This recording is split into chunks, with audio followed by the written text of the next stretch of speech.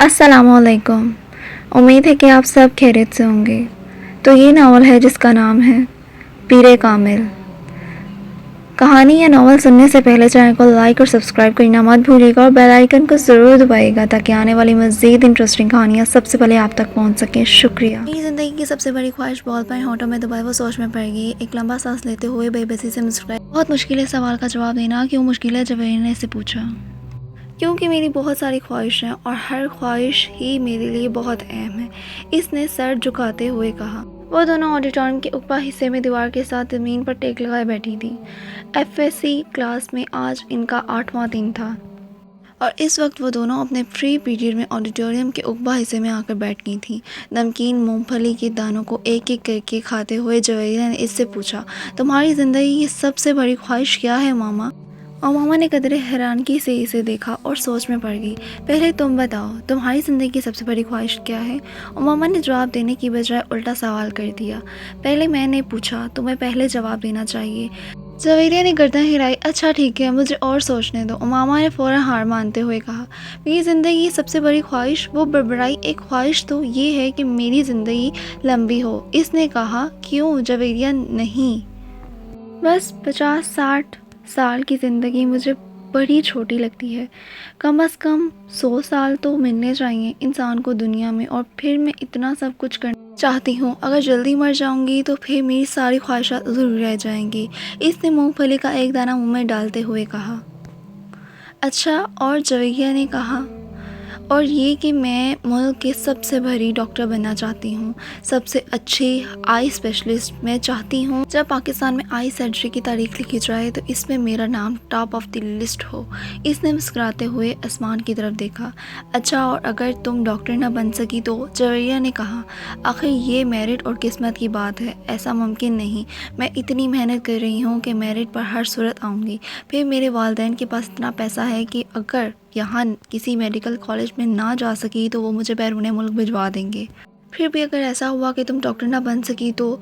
हो ही नहीं सकता। ये मेरी ज़िंदगी की सबसे बड़ी ख्वाहिश है।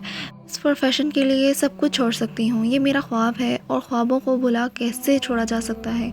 इम्पॉसिबल। मामा ने कतई अंदाज में सर हिलाते हुए हथेली पर रखे दोनों दानों में से एक दाना उठाकर मुंह में डाला। ज़िंदगी में कुछ भी नामुमकिन नहीं होता, कुछ भी हो सकता है। फ़र्ज़ करो कि तुम डॉक्टर नहीं बन पाती तो फिर तुम क्या करोगी? कैसे रिएक्ट करोगी? और मामा सोच में पड़ गई। पहले तो बहुत रोऊंगी, बहुत ही ज़्यादा, कई दिन, और फिर मैं मर जाऊंगी। जवेरिया बेख्तियार, और अभी कुछ देर पहले तो तुम कह रही थी कि तुम लंबी ज़िंदगी चाहती हो। हाँ, तो फिर ज़िंदा रहकर क्या करूँगी? सारे प्लान्स मेरे मेडिकल के हवाले से हैं और ये चीज़ ज़िंदगी से निकल गई तो फिर बाकी क्या रह गया? और अभी तुम कह रही हो कि तुम मर जाओगी, यानी तुम्हारी एक बड़ी ख्वाहिश दूसरी बड़ी ख्वाहिशों को ख़त्म कर देगी, तुम यही समझ लो। तो फिर इसका मतलब तो यही हुआ ना कि तुम्हारी सबसे बड़ी ख्वाहिश डॉक्टर बनना है, लंबी ज़िंदगी पाना नहीं। अच्छा, अगर तुम डॉक्टर ना बन सकी तो फिर मरोगी कैसे? खुदकुशी करोगी या फिर तभी मौत? जवेरिया ने बड़ी दिलचस्पी से पूछा। तुम कह सकती हो तभी मौत ही मरूंगी, खुदकुशी तो कर ही नहीं सकती। मामा ने लापरवाही से कहा। और अगर तुम्हें तभी मौत ना आ सकी तो मेरा मतलब जल्द ना आई तो फिर तुम डॉक्टर ना बनने के बावजूद भी लंबी ज़िंदगी गुजारोगी? नहीं, मुझे पता है कि अगर मैं डॉक्टर ना बनी तो फिर मैं बहुत जल्द मर जाऊंगी। मुझे इतना दुख होगा कि मैं तो ज़िंदा ही नहीं रह सकूंगी। वो यकीन से बोली। तुम जिस कदर खुश मिजाज हो, मैं कभी यकीन नहीं कर सकती कि तुम कभी इतनी दुखी हो सकती हो कि रो रो कर मर जाओ, और वो सिर्फ इसलिए कि तुम डॉक्टर नहीं बन सकी। जवेरिया ने इस बार इसका मजाक उड़ाने वाले अंदाज में कहा। तुम अब मेरी बात छोड़ो, अपनी बात करो। तुम्हारी ज़िंदगी की सबसे बड़ी ख्वाहिश क्या है? मामा ने मौजू बदलते हुए कहा। रहने दो। क्यों रहने दूँ? तुम्हें बुरा लगेगा, जवेरिया ने कुछ हिचकिचाते हुए कहा। मामा ने गर्दन मोड़कर हैरानगी से इसे देखा। मुझे क्यों बुरा लगेगा? जवेरिया खामोश रही। ऐसी भी क्या बात है जो मुझे बुरी लगेगी? मामा अपना सवाल दोहराया। बुरी लगेगी, जवेरिया ने मध्यम आवाज़ में कहा। आखिर तुम्हारी ज़िंदगी की सबसे बड़ी ख्वाहिश का मेरी ज़िंदगी से क्या ताल्लुक़ है कि मैं इस पर बुरा मानूंगी? अमामा ने इस बात कदरे उलझे हुए अंदाज में पूछा। ये तुम्हारी ये ख्वाहिश तो नहीं कि मैं डॉक्टर ना बन सकूं? मामा को अचानक याद आया। जवेरिया नहीं, ज़िंदगी सिर्फ एक डॉक्टर बन जाने से कहीं ज़्यादा अहमियत की हामिल होती है। इसने कुछ फ़लसफ़ाना अंदाज में कहा। पहेलियाँ बुझवाना छोड़ो और मुझे बताओ, मामा ने कहा। मैं वादा करती हूँ कि मैं बुरा नहीं मानूंगी। मामा ने अपना हाथ इसकी तरफ बढ़ाते हुए कहा, वादा करने के बावजूद मेरी बात सुनने पर तुम बुरी नाराज़ होगी। बेहतर है कि हम कुछ और बात करें, जवेरिया ने कहा। जब मैं अंदाज़ा लगाती हूँ तुम्हारी ख्वाहिश का ताल्लुक मेरे लिए किसी बहुत अहम चीज़ से है, राइट? मामा ने कुछ सोचते हुए कहा। जवेरिया ने सर हिला दिया। अब सवाल ये पैदा होता है कि मेरे लिए कौन सी चीज़ इतनी अहम हो सकती है कि मैं वो बात करते करते रुक गई। मगर जब तक मैं तुम्हारी ख्वाहिश की नौयत नहीं जान लेती मैं कुछ भी अंदाज़ा नहीं कर सकती। बता दो जवेरिया प्लीज़, अब तो मुझे बहुत ज़्यादा तजस्सुस हो रहा है। इसने मिन्नत की। वो कुछ देर सोचती रही। मामा गौर से इसका चेहरा देख रही थी। फिर कुछ देर की खामोशी के बाद जवेरिया ने सर उठाकर मामा को देखा। मेरी प्रोफेशन के अलावा भी ज़िंदगी में फ़िलहाल जिन चीज़ों की अहमियत है वो सिर्फ एक ही है, और अगर तुम इसके हवाले से कुछ कहना चाहती हो तो कहो, मैं बुरा नहीं मानूंगी। मामा ने संजीदगी से इसे देखा। जवेरिया ने कदरे चौंक कर इसे देखा। वो अपने हाथ में मौजूद एक अंगूठी देख रही थी। जवेरिया मुस्कुराई। मेरी ज़िंदगी की सबसे बड़ी ख्वाहिश है कि तुम। जवेरिया ने इसे अपनी ख्वाहिश बताई। उमामा का चेहरा एकदम सफ़ेद पड़ गया। वो शाकर थी या हैरत ज़दा, जवेरिया अंदाज़ा ना कर सकी, मगर इसके चेहरे के तासुरात ये ज़रूर बता रहे थे कि जवेरिया के मुंह से निकलने वाले जुमले इसके अंदाजे के बरअक्स थे। मैंने तुमसे कहा था ना तुम बुरा मानोगी। जवेरिया ने जैसे सफाई पेश करने की कोशिश की, मगर मामा कुछ कहे बगैर इसे देखती रही। वो इस हलक के बल चलाते हुए दर्द से दोहरा हो गया था। इसके दोनों हाथ अपने पेट पर थे। इसके सामने खड़े 12 साल लड़के ने अपनी फटी हुई शर्ट की आस्तीन से अपने नाक से बहता हुआ खून साफ किया और हाथ में पकड़े हुए टेनिस रैकेट एक बार फिर पूरी कुव्वत से मॉइस की टांग पर दे मारा। मॉइस के हलक से एक बार फिर चीख निकली और वो इस बार सीधा हो गया। कुछ भी यकीनी के आले में इसने खुद से 2 साल छोटे भाई को देखा, जो अब बगैर किसी लिहाज और मरोद के इसे इस रैकेट से पीट रहा था जो मॉइस कुछ देर पहले इसे पीटने के लिए ले आया था। इस हफ्ते में इन दोनों के दरमियान होने वाला ये तीसरा झगड़ा था और तीनों बार झगड़ा शुरू करने वाला इसका छोटा भाई था। मॉइस और इसके ताल्लुकात हमेशा से ही नाखुशगवार रहे थे। इनका झगड़ा बचपन से लेकर से कुछ पहले तक सिर्फ ज़ुबानी कलामी और धमकियों तक ही महदूद था, मगर अब कुछ अरसे से वो दोनों हाथापाई पर भी उतर आए थे। आज भी यही हुआ था। वो दोनों स्कूल से इकट्ठे वापस आ रहे थे और गाड़ी से उतरते हुए इसके छोटे भाई ने बड़ी दृष्टि के साथ पीछे डिक्की से इस वक्त अपना बैग खींचकर निकाला जब मोइस अपने बैग बुक निकाल रहा था। बैग खींचते हुए मोइस के हाथ को बुरी रगड़ आई। मोइस बुरी तरह तरमिलाया। तुम अंधे हो चुके हो। वो इत्मीनान से अपना बैग उठाए बेनियाजी से अंदर जा रहा था। मोइस के चिल्लाने पर इसने पलट कर इसको देखा और लाउंज का दरवाज़ा खोलकर अंदर चला गया। मोइस के तन बदन में जैसे आग लग गई। तेज तेज कदमों से इसके पीछे अंदर चला आया। अगर तुमने दोबारा ऐसी हरकत की तो मैं तुम्हारा हाथ तोड़ दूंगा। इसके करीब पहुंचते हुए मोइस एक बार फिर धारा। इसने बैग कंधे से उतारकर नीचे रख दिया और दोनों हाथ कमर पर रख कर खड़ा हो गया। निकालूंगा। तुम क्या करोगे? हाथ तोड़ दोगे? इतनी हिम्मत है? ये मैं तुम्हें इस वक्त बताऊंगा जब तुम दोबारा ये हरकत करोगे। मोइस अपने कमरे की तरफ बढ़ा, मगर इसके भाई ने पूरी कुव्वत से इसका बैग खींचते हुए ऐसे रोकने पर मजबूर कर दिया। नहीं तो मुझे अभी बताओ। इसने मोइस का बैग उठाकर दूर फेंक दिया। मोइस का चेहरा सुर्ख हो गया। इसने जमीन पर पड़ा हुआ अपने भाई का बैग उठाकर दूर उछाल दिया। एक लम्हे का इंतजार किए बगैर इसके भाई ने पूरी कुव्वत से मोइस की टांग पर ठोकर मारी। जवाबन इसने पूरी कुव्वत से छोटे भाई के मुंह पर मुक्का मारा जो इसकी नाक पर लग गया। अगले ही लम्हे इसकी नाक से खून टपकने लगा। इतने शदीद हमले के बावजूद इसकी हलक से एक आवाज़ ना निकली। इसने मोइस की टाई खींचते हुए इसका गला दबाने की कोशिश की।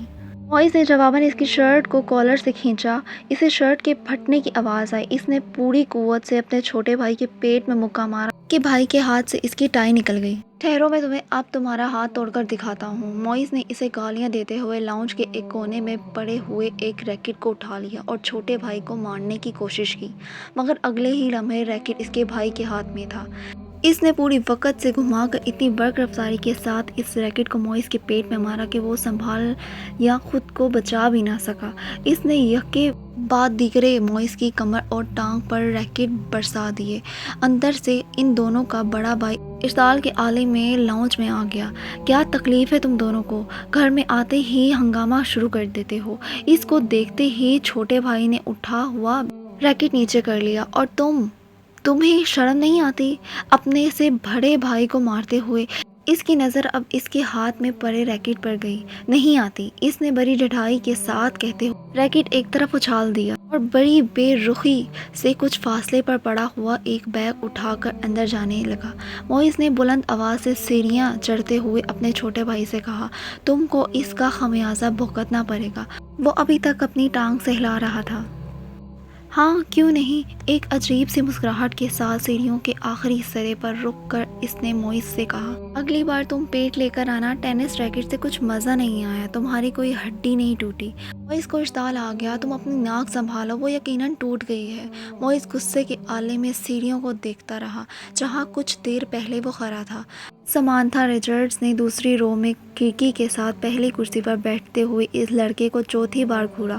اس وقت بھی بڑی بے نیازی سے کھڑکی سے باہر دیکھنے میں مصروف تھا۔ وقتاً فوقتاً وہ باہر سے نظریں ہٹاتا، ایک نظر میں سمانتھا کو دیکھتا، اس کے بعد پھر اسی طرح باہر جھانکتا۔ اسلام آباد کے ایک غیر ملکی اسکول میں وہ آج پہلے دن اس کلاس کی بائیولوجی پڑھانے کے لیے آئی تھیں۔ وہ ایک ڈپلومیٹ کی بیوی تھیں اور کچھ دن پہلے ہی اسلام آباد اپنے شوہر کے ساتھ آئی تھیں۔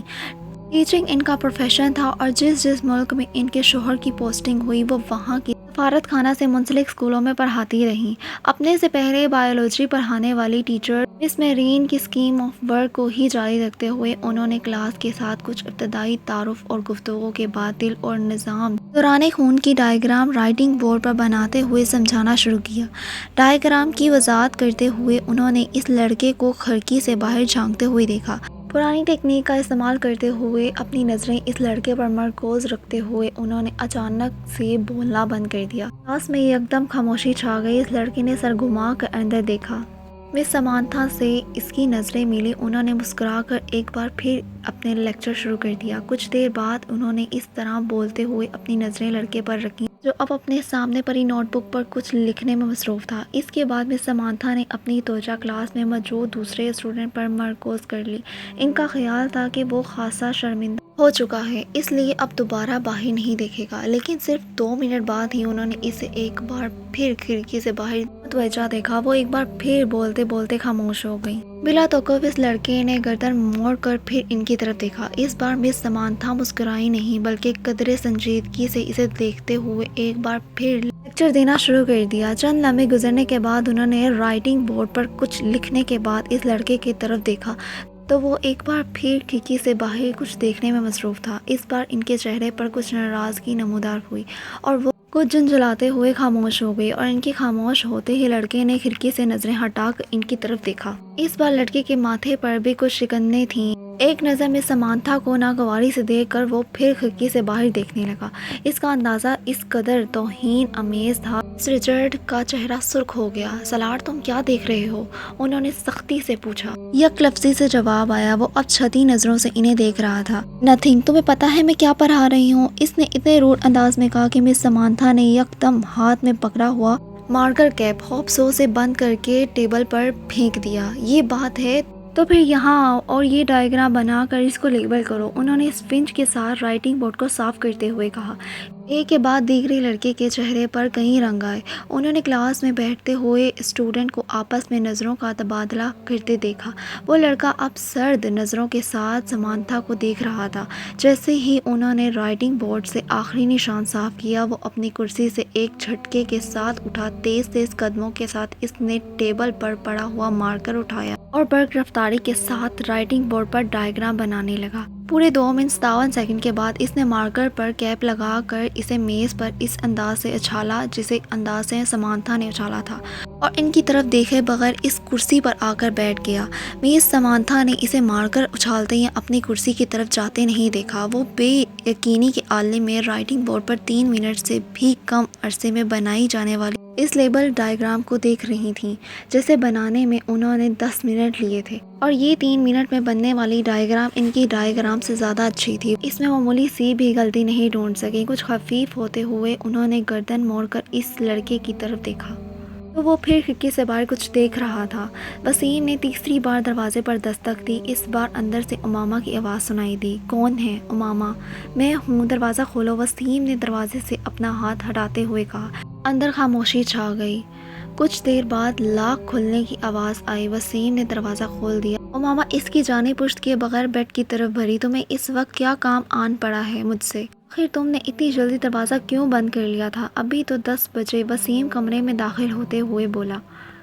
بس نیند آ رہی تھی مجھے، وہ بیڈ پر بیٹھ گئی۔ وسیم اس کا چہرہ دیکھ کر چونک گیا۔ تم رو رہی تھی؟ بے اختیار اس کے منہ سے نکلا اور ماما کی آنکھیں سرخ اور سوجی ہوئی تھی اور وہ اس سے نظریں چرانے کی کوشش کر رہی تھی۔ نہیں، رو نہیں رہی تھی، بس سر میں کچھ درد ہو رہا۔ ماما نے مسکرانے کی کوشش کی۔ وسیم نے اس کے پاس بیٹھتے ہوئے اس کے ہاتھ پکڑ کر ٹمپریچر چیک کرنے کی کوشش کی۔ کہیں بخار تو نہیں ہے؟ اس نے تشویش بھرے انداز سے کہا اور پھر ہاتھ چھوڑ دیا۔ بخار تو نہیں ہے؟ پھر تم کوئی ٹیبلٹ لے لیتی، میں لے چکی ہوں۔ اچھا تم سو جاؤ، میں باتیں کرنے آیا تھا مگر اب اس حالت میں کیا بات کروں گا سے؟ وسیم نے باہر کی طرف قدم بڑھاتے ہوئے کہا۔ ماما نے اسے روکنے کی کوشش نہیں کی، وہ خود بھی اٹھ کر اس کے پیچھے گئی اور وسیم کے باہر نکلتے ہی اس نے دروازے کو پھر سے لاک کر لیا۔ بیڈ پر اوندھے منہ لیٹ کر اس نے تکیے میں منہ چھپا لیا۔ وہ ایک بار پھر ہچکیوں کے ساتھ رو رہی تھی۔ 13 سال کا وہ لڑکا اس وقت ٹی وی پر میوزک شو دیکھنے میں مصروف تھا۔ جب طیبہ نے اندر جھانکا، بے یقینی سے انہوں نے اپنے بیٹے کو دیکھا اور پھر کچھ ناراضگی کے عالم میں اسے اندر چلی گئی۔ یہ کیا ہو رہا ہے؟ انہوں نے اندر آتے ہی کہا۔ ٹی وی دیکھ رہا ہوں۔ لڑکے نے ٹی وی سے نظریں نہیں ہٹائیں۔ ٹی وی دیکھ رہا ہوں۔ فار گاڈ سیک، تمہیں احساس ہے کہ تمہارے پیپرز ہو رہے ہیں؟ طیبہ نے اس کے سامنے آتے ہوئے کہا۔ So what? لڑکے نے اس بار کچھ خوفگی سے کہا۔ So what? تمہیں اس وقت اپنے کمرے میں کتابوں کے درمیان ہونا چاہیے، نہ کہ یہاں۔ اسے بورڈ شو کے سامنے طیبہ نے ڈانٹا۔ مجھے جتنا پڑھنا تھا میں پڑھ چکا ہوں، آپ سامنے ہٹ جائیں۔ اس کے لہجے میں ناگوارگی آ گئی۔ پھر بھی اٹھو اور اندر جا کر پڑھو، طیبہ نے اس کی طرح کھڑے کھڑے اس سے کہا۔ نہ، میں یہاں سے اٹھوں گا، نہ اندر جا کر پڑھوں گا۔ میری اسٹڈیز اور پیپرز میرا مسئلہ ہیں، آپ کا نہیں۔ اگر تمہیں اتنی پرواہ ہوتی تو تم اس وقت یہاں بیٹھے ہوتے۔ کس رہی کمنٹ کر کے بتائیے گا۔ اسی کے ساتھ مجھے دیں اجازت، ملتے ہیں اگلی قسط کے ساتھ۔ اللہ حافظ۔